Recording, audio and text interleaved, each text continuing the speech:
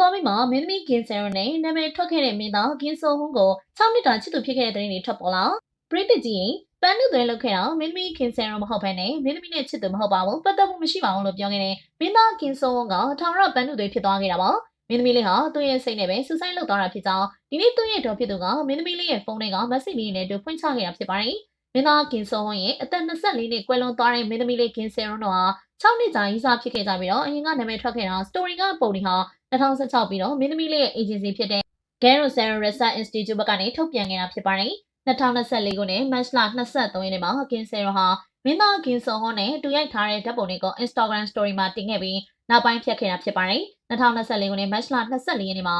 သူ့ကိုကြောင်းမဲ့လမ်းခွဲသွားတဲ့မင်းသားကင်ဆိုဟွန်းကိုပေးပို့တဲ့စာလေးဆောင်ကိုပြင်ဆင်ခဲ့တာဖြစ်ပြီးမင်းသားကိုမပို့ခဲ့တာပါအကြောင်းအရာတွေကတော့အဲ့ဒီချိန်ကမင်းသမီးဟာရင်တိုက်မှုနဲ့မှုရင်ဆိုင်နေရတော့ပရိသတ်တွေကသူနဲ့မင်းသားရဲ့ခြေကိုမယုံကြည်ကြမနဲ့သူမကိုပဲစနိုက်ပါညာသူမကပဲမင်းသားကိုတစ်ဖက်သက်ကြိုက်ပြီးလို့တင်နေစူးစူးကပြောဆိုတာတွေကမင်းသားကင်ဆိုဟွန်းဘက်ကပဲကောက်ွယ်ပေးခဲ့တာပါ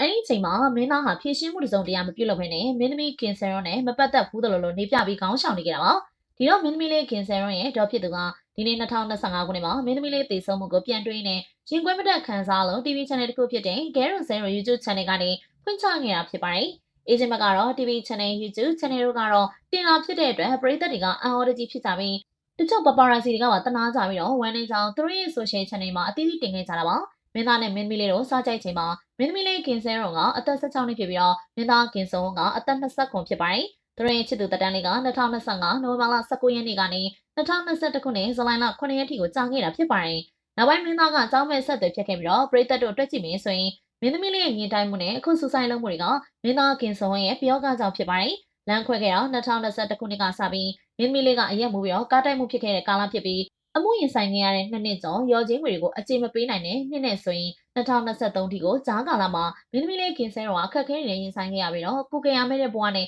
ဘလောက်တောင်တောင့်ခံထားနိုင်ခဲ့မလဲနော်ဒါတွေကိုသိတဲ့သူမတော်ကအကြောင်းစုံကိုသူမရင်တိုင်းမှုအပြီးမှာဖွင့်ချလိုက်လို့တိုက်တွန်းခဲ့ပေမဲ့မင်းသားကင်စွန်းကိုပြန်လာကိုစောင့်နေခဲ့တဲ့သူမကတော့အသက်တာသေဆုံးသွားရှာတယ်ပြန်မလာသူကတော့အဖက်တောင်မလုပ်တော့တာပါအခုလည်းသတင်းတွေအမှန်တိုင်းပရိသတ်တွေသိသွားတယ်မင်းသားကင်စွန်းဟိုဘက်ကဖြည့်ရှင်းမှုတစုံတရာမပြုတ်လို့သေးဘူးလို့လည်းကြားသိရပါတယ်မင်းသမီးကင်ဆယ်ရရဲ့စာလေးကိုပရိသတ်တို့သိရှိဖို့တင်ပြလိုက်ရပါတယ်အကြောင်းအရာပြည့်စုံကတော့ဥပကျမဆယ်ရမှာကျမစီမှာစာတစ်စောင်ရောက်လာပြီးတော့ကျမကိုတရားစွဲမယ်ပြောတယ်ကျမအချိန်ပေးဖို့ပြောထားပေမဲ့ကျမကိုပြန်လည်ရုံထားဖို့စ조사နေရပါ project တစ်ခုစီကနေငွေတစ်စိတ်တစ်ပိုင်းကိုပြန်ပေးဖို့လဲစီစဉ်နေတာပါကျမမပေးဘူးလို့မပြောပါဘူးဒါပေမဲ့အခုချိန်ချင်းတန်း900ကိုပေးဖို့ကြတော့ကျမမဖြစ်နိုင်ဘူးကျမလည်းမပေးတာမဟုတ်ဘူးအခုမတက်နိုင်သေးတာပါဒါဟာတရားစွဲဖို့လိုလို့လားဥပကျမကိုကူညီပါကျမကိုအချိန်တစ်ခုပေးပါအဲ့လိုစာလေးရေးခဲ့ပြီးတော့မပေးဖြစ်ခဲ့တာပါပရိသတ်ကြီးစာလေးကစာသားလေးဟာဖက်ရသူဖို့စွန့်နစ်သွားခဲ့ပါတယ်မချစ်ဘူးလို့ပြောလိုက်ရောပေါ်ပရိသတ်ကြီးကျိုးရှိရှိနဲ့လှန်ထားပြီး